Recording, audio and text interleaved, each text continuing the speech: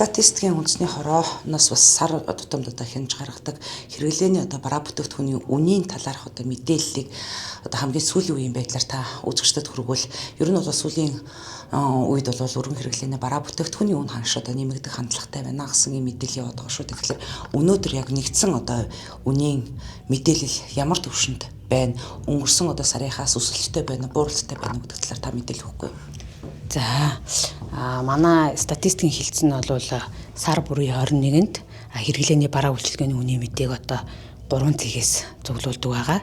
За энэ удаагийн 4 сарын 21-ний байдлаар за хэрэглээний бараа үйлчилгээний үн 4-р сард за өмнөх сараас 1.7% өссөн бол за өмнөх оны 25 оны жилийн эцэс 3% өссөн үзүүлэлт харагдаж байна. За хэрэглээний бараа үйлчилгээний үн за 26 оны 4-р сард өмнөх оноос буюу өмнөх оны мууяс гэхэр ч урд оны 25 оны 4 сараас 8.5% бас өссөн байна. За энэ нь өсгөд хүнсний бараа ундаа усны бүлгийн үн дүнгээрээ 13.3%-аар за мөн согтууруулах ундаа тамхины бүлгийн үн 3.9%-аар за хувцас бүс бараа гутлын бүлгийн үн дүнгээрээ 3.7% өссөн нь бол урд оны мууяс 8.5%-аар өсгөд нөлөөлсөн байна.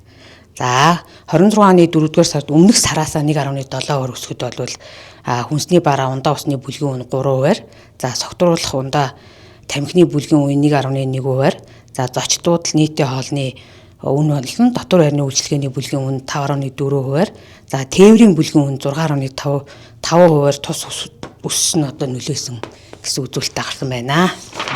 За бараа үйлчилгээний бүлгийн үнийн дүн өмнөх оны муутай харьцуулснаар бол 8.5% өссөн үзүүлэлт нь бол ингээд бүлгийн үзүүлэлтүүдээр ингээд өссөөр гарсан байна.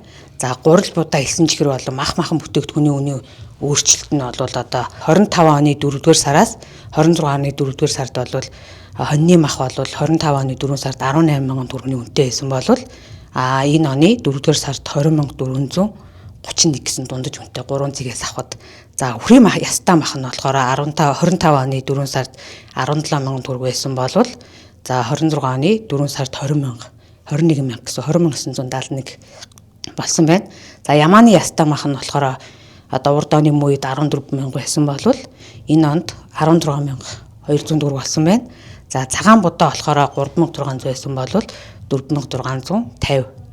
За гурил болон шар будааны үнэ мөн 8.5% өссөн үзүүлэлт гарсан байна. Бараа бүтээгдэхүүний үнийн тогтвортой байдал нь иргэдийн аж амьдрал хийгээд ер нь бол улс орны нийгэм эдийн засагт бас их чухал нөлөөг үзүүлдэг шүү дээ. Тэгэхээр сүүлийн үед ингээд үнийн энэ хэлбэлзэл тогтмол өсөлттэй харагдаад байна л да. Энэ голлох хүчин зүйлийн ер нь яг мэргэжлийн байгууллагуудаас юу гэж харж байна. Бас та бүхэн маань статистикийн хэлцээс авсан дүн мэдээлэл нэгтгэхэд дүгнэлт гаргадаг байх л да. Үнийн өсөлт бол ер нь хамгийн багадаа 3-7% өсөлттэй яваад байгаа. За энэ нь юунаас шалтгаалж байвал бензин шатхууны үн өссөнтэй холбогдуулаад за бараа бүтээгдэхүүний хийдэг гурилын үн өссөнтэй холбогдуулаад нарийн бов талхны үн өсөж байна. Шатхууны үн өссөнтэй холбогдуулан бараа бүтээгдэхүүний өссөн гэсэн юу харагдаж байгаа, прогноз харагдаж байгаа. Аймгийн статистикийн хэлцээс ингээд захим хууцаараа дамжуулаад иргэд олон нийтэд бараа бүтээгдэхүүний үнийн мэдээллийг цаг тухайн үед нь хүргээд ажиллаад ингээд явж байхад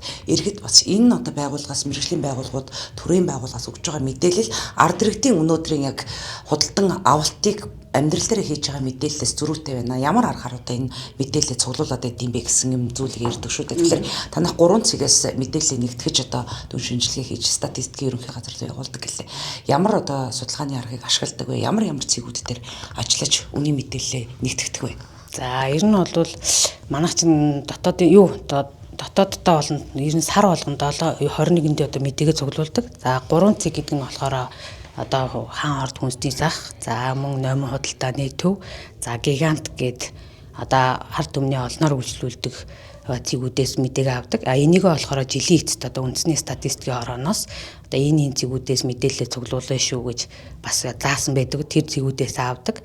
За мөн шатхууны ер нь бол шатхууны үн ер нь 330-аад нэр төрлийн бүтээгдэхүүний үнийг 20 сар болгон цуглуулдаг.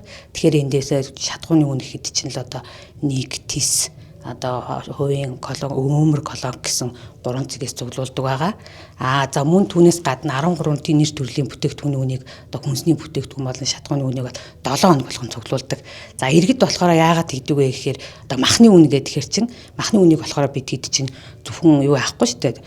Цул мах, ястаа мах гэж үнийг цуглуулдаг байхгүй юу. Тэгээд мэдээлэлээ тавингууд нөгөө хүмүүс маань ястаа махны үнийг харангуудаа цул махны үн одоо өндөр байхад чинь махны үн өндөр байхад чинь одоо ястаа махч арай хямдхан байдаг шүү дээ.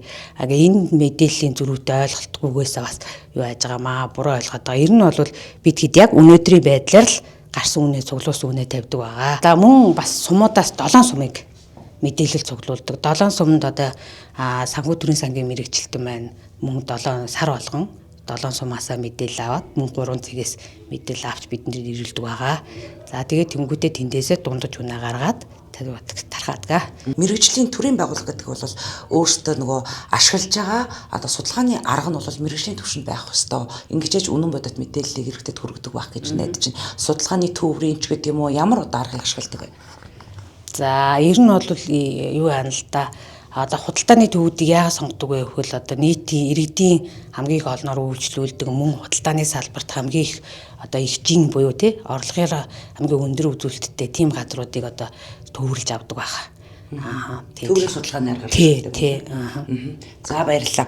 За үзэгч та бүхэндээ бид аймгийн статистикийн хэлтсийн дарга Ариун Надрахтай уулзаад за өргөн хэрэглээний бараа бүтээгдэхүүн үнийн үн ханшийн одоо мэдээллийг 2026 оны 4-р сарын 21-ний өдрийн байдлаар ямар байгаа талаарх мэдээллийг та бүхэнд хүргэлээ.